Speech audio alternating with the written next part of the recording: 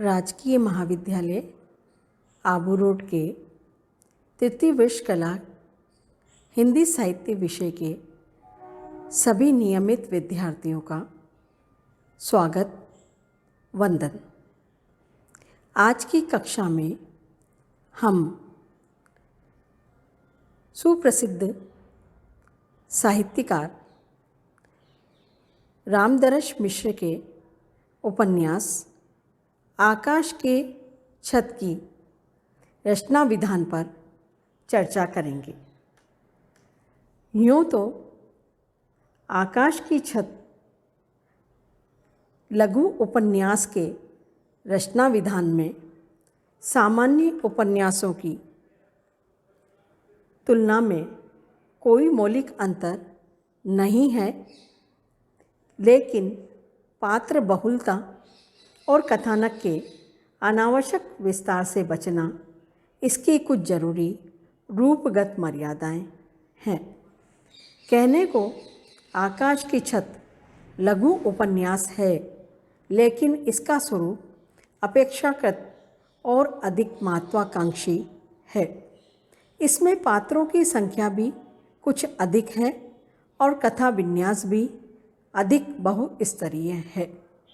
अनेक घटनाओं और प्रसंगों से जुड़कर बना कथानक अपेक्षाकृत अधिक विस्तृत अनुभव भूमि पर संचरण करता है, लेकिन फिर भी वस्तु संकलन की योजना कुछ ऐसी कलात्मक बन पड़ी है कि यथार्थ की अनेक भूमियों को स्पर्श करने के बावजूद कथानक के विस्तार को मर्यादित रखा जा सका है। इस आशय की सिद्धि के लिए लेखक ने वस्तु के बाह्य स्वरूप के मापजोक से बचकर उसकी आंतरिक पहचान उभारने में प्रयत्नशीलता दिखाई है। अनावश्यक विस्तार से बचने की लेखक के पास एक युक्ति तो यही है कि वह सीधे सीधे कह दे कि इस बीच बहुत कुछ घटित हो गया और फिर वर्णनात्मकता से मुक्ति पाकर तत्काल कथानक के मार्मिक अंश पर आ जाए। उसने एक दो स्थान पर इस युक्ति का सहारा भी लिया है। राम भैया से खेतों का बंटवारा कराने वाली घटना को लेखक ने अधिक विस्तार नहीं दिया। उसने यह कहकर अपना काम चला लिया है और फिर एक लंबी कहानी है। राम भैया जैसे व्यक्ति के विरुद्ध लड़कर अपना हिस्सा लेना बहुत बड़ी बात है। बहुत बड़े सामाजिक और राजनीतिक समर्थन और उनके विरुद्ध एकजुट प्रयत्न के बिना यश के लिए अपना हिस्सा पा सकना निश्चित ही बहुत कठिन कर्म होता है। लेकिन लेखक ने यदि उस घटना को अधिक विस्तार देना उचित नहीं समझा, तो इसलिए कि अंततः ये लड़ाई एक पारिवारिक विघटन की कथा है और भावबोध के स्तर पर यह एक घिसी पिटी ही मानी जाएगी। इस संघर्ष के तुलना में लेखक ने यश की उस विडंबना को उजागर करने में अधिक सावधानी बरती है, जिसके रहते यश की अनिच्छा और प्रतिरोध के बावजूद अंततः उसके खेतों को सेठ ही खरीदता है। यश और राम भैया के पारिवारिक संघर्ष की तुलना में इस सामाजिक विसंगति और विडंबना को उजागर करना उपन्यास का उद्देश्य है, जिसके रहते यश सेठ के हाथों जमीन न बेचने का संकल्प लेकर भी वह उससे अपनी जमीन बचा नहीं पाता। लेखक यदि कथानक को अनावश्यक विस्तार से बचाता है, तो उसके पास युग की प्रतिनिधि सच्चाई और युग संघर्ष की मूलभूत सच्चाई को पहचानने की एक अनुभव प्रसूत जीवन दृष्टि और उत्तरोत्तर परिष्कृत होते जाने वाली कला चेतना है। उपन्यास को सीमित बनाने की एक युक्ति का जो अपेक्षाकृत अधिक सीधी सादी और कुछ अंशों में अकेलात्मक है, ऊपर निर्देश किया गया है। लेखक ने एक दूसरी युक्ति का सहारा लिया है।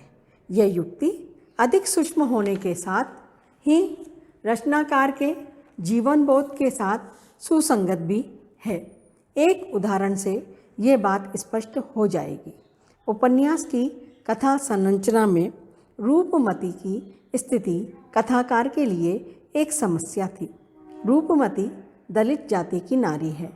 उसका जीवन विवेक, उसकी संघर्षशील चेतना वस्तुस्थिति की तह तक पहुंचकर सच्चाई को पहचानने की उसकी प्रखर मेधा हमें गहरे रूप में प्रभावित करती है। लेकिन कथानक के मूल प्रवाह के साथ उसके जीवन को एकाकार कर पाना लेखक के लिए एक कठिन कार्य था। वो त्यक्ता है, बद्री भैया के संघर्ष के महत्व को समझती है। कामरेड जगत के प्रति उसमें असाधारण प्रकार का समर्पण भाव है, लेकिन सवाल यह था कि उसके जीवन को किसी संगतिपूर्ण अंत तक कैसे ले जाया जाए। यदि रूपमती और कामरेड जगत के संबंधों के बारे में विस्तार से बात की जाती तो उपन्यास में 150 पृष्ठ और बढ़ जाते, लेकिन लेखक ने अनावश्यक विस्तार से बचकर केवल 2-3 वाक्यों से उपन्यास में रूपमती के जीवन की संगति को उजागर किया है। उपन्यास के इस वक्तव्य को हम नज़र में लेते हैं। कस्बे से किसी ने लिखा था कि रूपमती ने अपने मर्द को छोड़ दिया है। उसने रूपमती के ऊपर संदेह किया था और वो कामरेड जगत के साथ पार्टी का काम बड़े जोर शोर से कर रही है। उसने यह भी इशारा किया था कि शायद रूपमती और जगत शादी कर ले। हमारा समाज और शादी के काम की बात सोचता ही नहीं। अंतिम वाक्य में वस्तु संयोजन कि शादी के कम की बात सोचता ही नहीं परंपरागत धारणा को समाप्त कर दिया है। इतना ही नहीं, लेखक की युक्ति उसकी विकसित कला चेतना और नए नैतिक बोध को भी प्रकट करती है। लघु उपन्यास के रचना विधान में कथानक का केंद्र बिंदु निश्चित होता है। उसके व्रत में अधिक फैलाव नहीं होता। हाँ, उसकी आकृति अनेक कोणीय हो सकती है, लेकिन ये कोण तभी बनते हैं जब एक अचल बिंदु अपनी पूरी गरिमा के साथ अपने आप को एक निश्चित स्थान पर स्थापित कर लेता है। आकाश की छत का केंद्र बिंदु यश न होकर बद्री भैया हैं। उपन्यासकार हमें एक विरुद्ध दिशा से केंद्र की ओर ले जाता है, जैसे एक व्रत सिमटता सिमटता एक बिंदु में रूपांतरित हो रहा हो, जैसे विस्तार गहराई में बदल गया हो। यश की स्मृतियों में उसका अपना बचपन, परिवार के लोग और उसका पूरा का पूरा परिवेश उभरता है। लेकिन धीरे धीरे कथानक के केंद्र में आ जाते हैं बद्री भैया। बद्री भैया का जीवन यश की स्मृतियों में संचित है। उसकी अर्ध चेतनावस्था में जैसे बद्री भैया के जीवन का एक बिंबात्मक रूप उसके अंतःपटल पर उत्कीर्ण हो गया। स्मृति और यथार्थ को जोड़ने का काम करती है एक छोटी सी ध्वनि, छपाक। बाढ़ के पानी में घिरे यश को ये ध्वनि बार बार बेचैन करती है।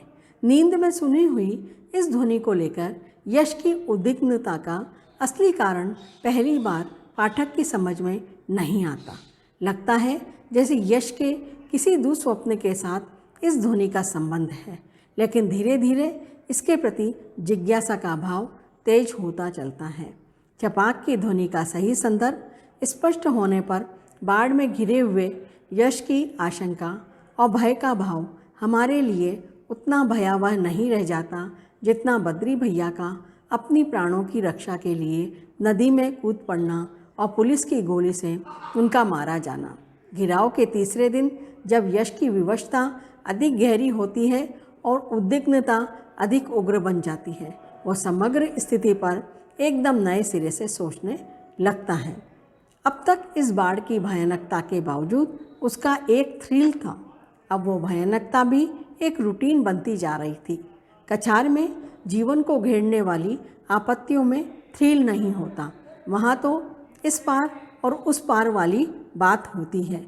लेकिन ये फैसला न तो इतना आसान होता है और न वह तत्काल किसी अंतिम परिणाम की ओर ले जाता है। व्यवस्था की गुंजलक बड़ी मजबूत और पेचदार है। वह बद्री भैया से अपनी टहल करवाती है और यश को अनजाने ही सेठ के हाथों खेत बेचने के लिए मजबूर कर देती है। दो परस्पर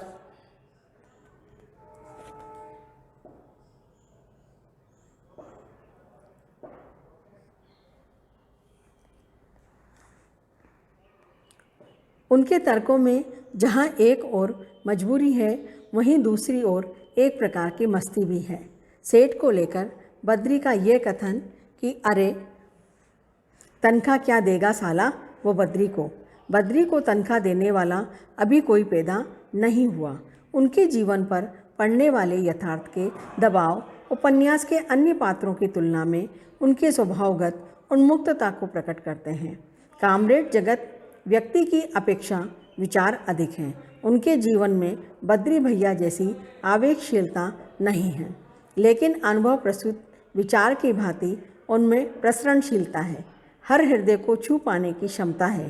प्रारंभ में बहूजी की निर्ममता और कठोरता को सहज स्नेह में बदलकर लेखक ने राम भैया की छाया होने से बचा लिया है।